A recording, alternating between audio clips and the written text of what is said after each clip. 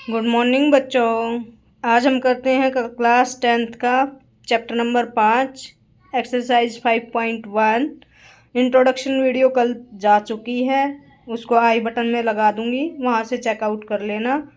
उसमें question number 2 के 2 parts हुए हैं। क्वेश्चन नंबर 2 के थर्ड पार्ट अभी करते हैं हम। थर्ड पार्ट में हम देखते हैं ए की वैल्यू है 4 और डी की वैल्यू दी हुई है -3। ऐसे ही हमारे को 4 टर्म्स लिखनी है। एन की वैल्यू हो जाएगी 1 2 3 4। T1 होगा a plus n minus 1 into D. T1 हो गया 4 प्लस 1 माइनस 1 इंटू 3 यानी कि 4।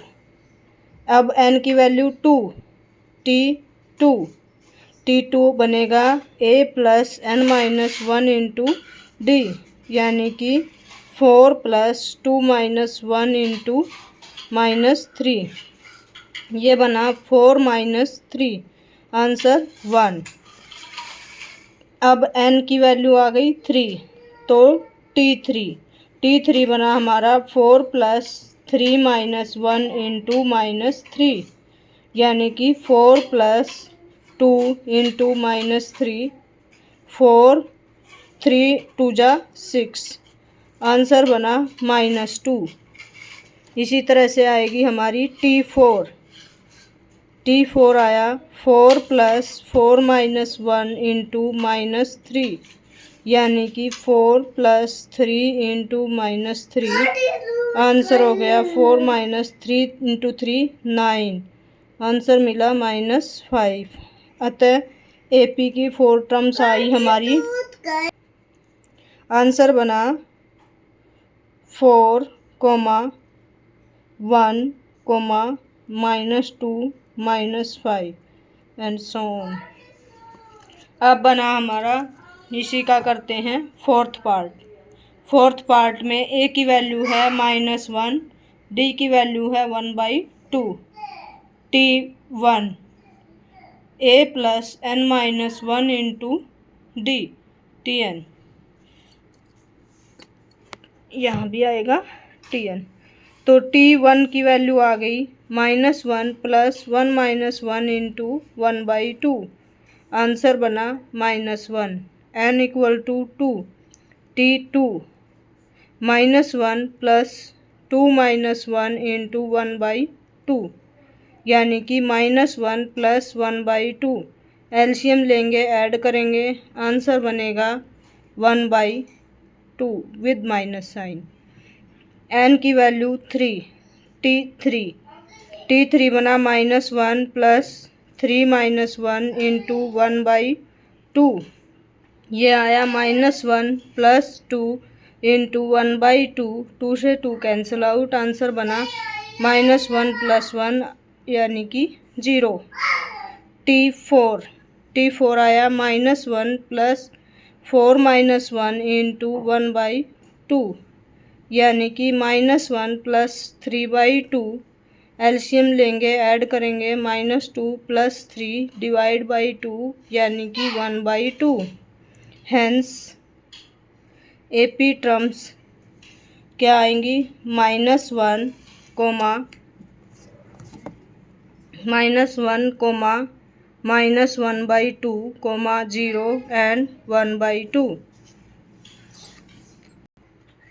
A की वैल्यू है -1.25 एंड D की वैल्यू है -0.25। Tn होगा a plus n minus 1 into D, where n 1 2 3 और 4 होता है।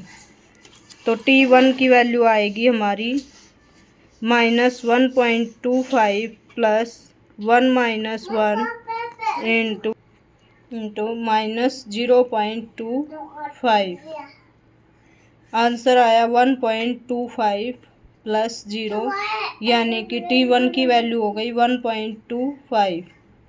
n equal to 2।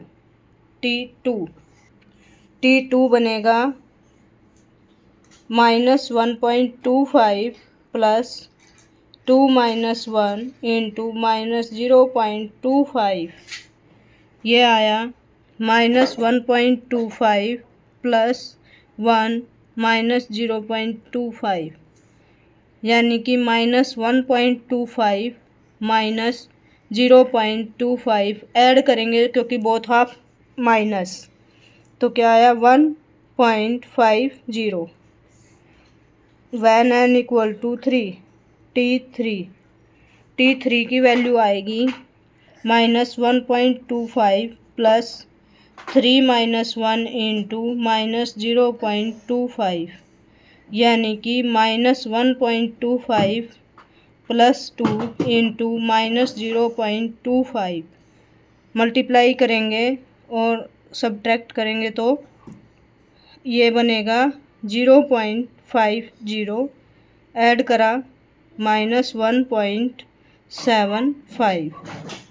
n की वैल्यू आई 4, t4 लिखेंगे तो माइनस 1.25 प्लस 4 माइनस 1 इंटू 0.25, हल करेंगे minus 1.25 plus 3 into minus 0.25, multiply करेंगे 1.25 माइनस 3 पंजे 15, 3 दूनी 6 और 1 7, यानी कि 0.75, ऐड करेंगे माइनस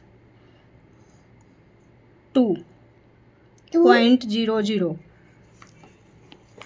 तो एपी की फोर्थ टर्म आ गई हमारी क्या क्या, minus 1.25 comma minus 1.50 comma minus 1.75 comma minus 2।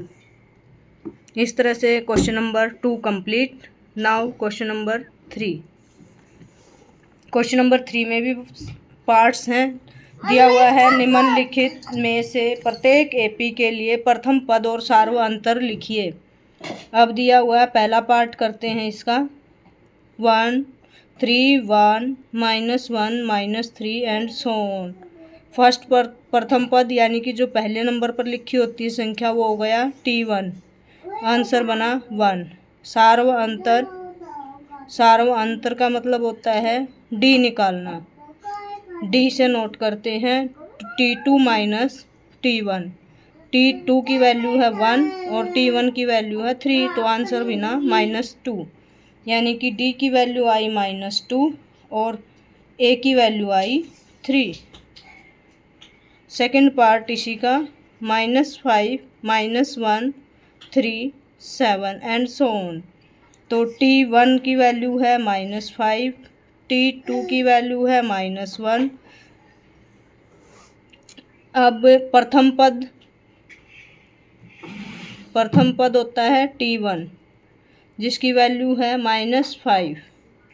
अब d निकालेंगे या हम सार्वअंतर लिखें, सार्वअंतर वो होता है t2 minus t1, that is -1 -5, यानी कि -1 प्लस 5 मिला हमें आंसर 4, यानी कि सार्वअंतर आया 4।